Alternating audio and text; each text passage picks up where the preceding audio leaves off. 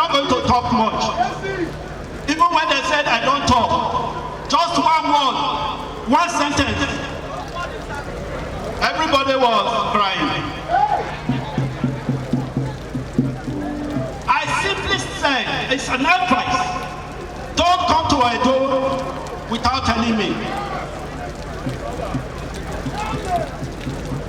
Was I chewing hot yam? Do I need 1 + 3 to make my sentence? No!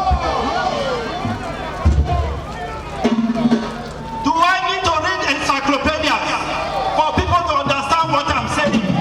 No!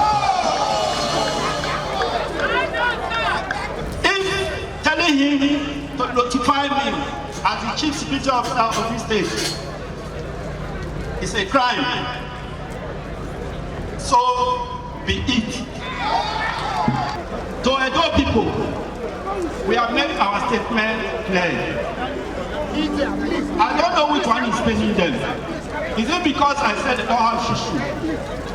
Do they not say they don't have shishu? So why are they crying?